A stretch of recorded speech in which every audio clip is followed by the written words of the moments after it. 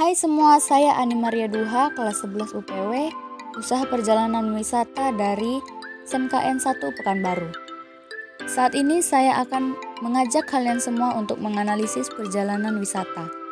Berikut ada 8 poin yang akan kita bahas, yaitu 1.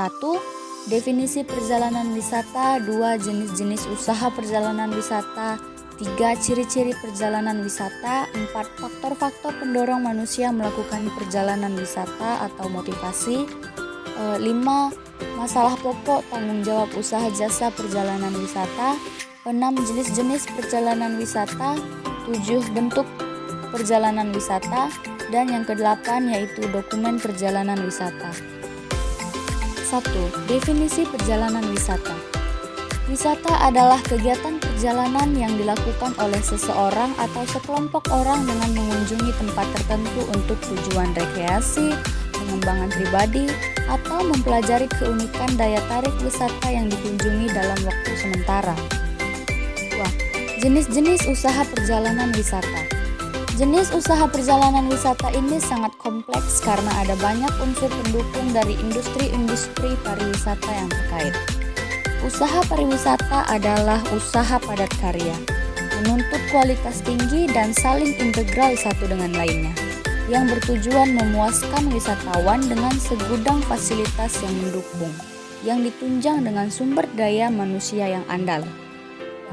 Ciri-ciri perjalanan wisata, yaitu perjalanan keliling yang kembali lagi ke tempat asalnya, pelaku perjalanan hanya tinggal untuk sementara, perjalanan tersebut telah direncanakan terlebih dahulu, ada organisasi atau orang yang mengatur perjalanan tersebut, terdapat unsur-unsur produk wisata, ada tujuan yang ingin dicapai, biaya perjalanan diperoleh dari negara asal, dilakukan dengan santai, bertujuan untuk memberikan kepuasan bagi wisatawan, membelanjakan uang yang dibawanya di tempat tujuan wisata, dan perjalanan tidak bertujuan mencari nafkah bagi peserta perjalanan.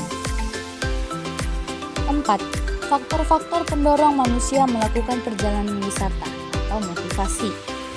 1. Menyediakan waktu luang yang cukup, yang berarti waktu di luar rutinitas sehari-hari. 2. Menyediakan biaya yang cukup untuk perjalanannya. Yang ketiga, memiliki keinginan dan kondisi yang siap untuk melakukan perjalanan wisata. Yang keempat, escape. Yang kelima, relaxation. 5. Masalah pokok tanggung jawab usaha jasa perjalanan wisata.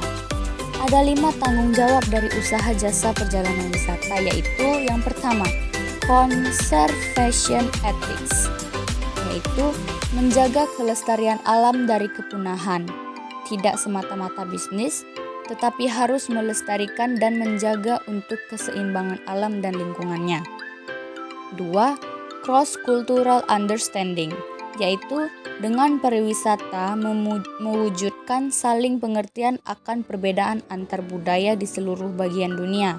Yang ketiga, communication, empowerment, and capacity building, yaitu mengembangkan komunikasi sebagai sarana pembangunan masyarakat dunia yang saling menguntungkan. Yang keempat, carrying capacity, atau level of acceptable change, yaitu mengarahkan pada suatu perubahan kemampuan yang dapat dipertanggungjawabkan dalam bidang.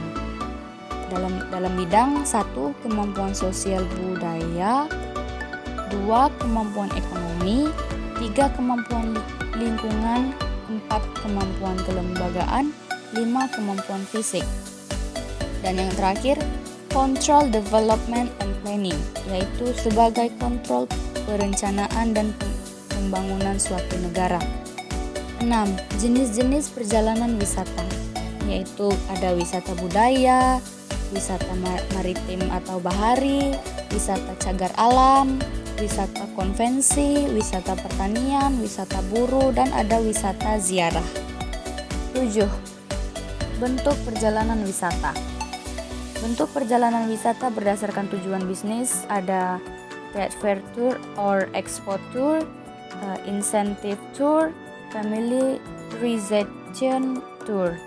Bentuk perjalanan wisata berdasarkan tujuan kesehatan, ada orang Jakarta jalan-jalan ke puncak yang berudara sejuk, orang Inggris mencari pantai, orang Eropa belahan utara mencari panas di Mediterania. Bentuk perjalanan wisata berdasarkan tujuan olahraga, menjadi pemain olahraga, menjadi penonton olahraga. Bentuk perjalanan wisata berdasarkan tujuan pendidikan, perjalanan ke Hong Kong untuk belajar masakan Cina, perjalanan ke Jepang untuk belajar origami. Bentuk perjalanan wisata berdasarkan tujuan ziarah, ini biasanya berkaitan dengan agama tertentu dari para wisatawan.